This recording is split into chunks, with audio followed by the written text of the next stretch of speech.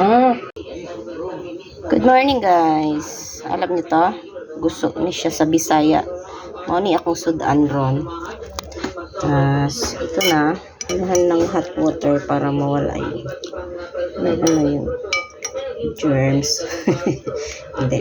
Lagyan lang siya para mukhaan ba muhumok, lalambot. And then mag-prepare tayo ng kanyang timpla na may suka.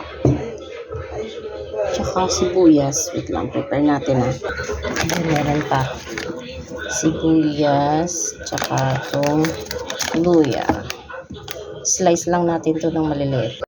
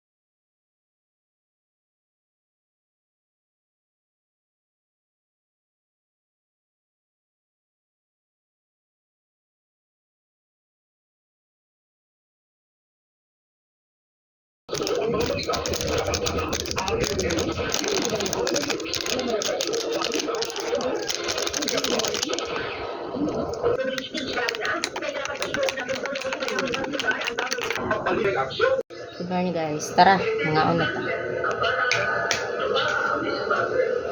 magkamot pa karon for today's video. Naghugas mo kung kamot na. So, I'm using hand because I'm a Filipinas. Ito na yung prepare ko kanina.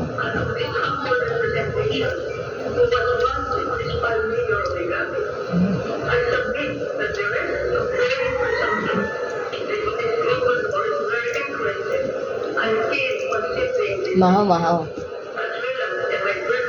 This one only. Naghugas mo kong kamot guys. Akurat ka.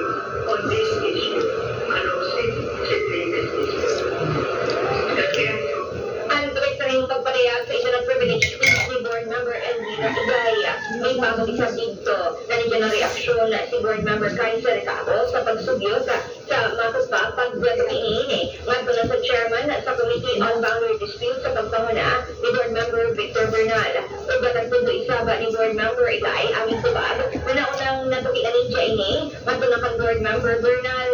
Chairman, I was told that the deputy governor was responsible for this. But then because of the election that time, so no time. The governor has no time. And now, the other week, I asked again, what shall we do? So over. Ano lang? Kaon sa kaming ha? Para tayo, kung ano mong sikag na gandagan.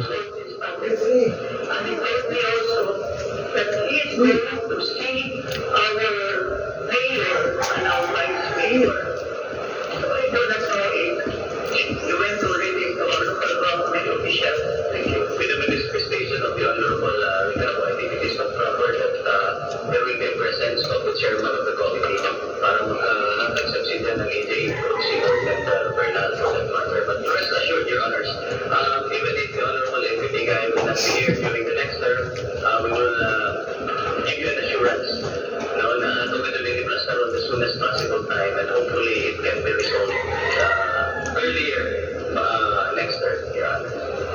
At sa isang itong sunod-sunod na pagparehas ni board member Elvira Itay, naging na isab ang reaksyon ng presiding officer na si Vice Governor Jed Prostianque, pagpapasalig ng ni Gobernador na kanila ang pagkalaana. Namon na matuta issue. Ilabi na sa pagtuki sa boundary dispute tali na sa lungsod ng Higapit o Claver. Bisan kung matapos na ang termino kuman Hunyo 30, ug posible na matupamahatagan isang nila ini og pagtagad sa matupapagasunog na isang nanlaing termino para na sa 2025 hanggang na. Sa dugang ay sa mga balita, nagdugutan na mga balik sa eskwela ang tanan ng mga tinundaan sa mga tulungaan sa lungsod ng Placer, ang mga kilingan tagkan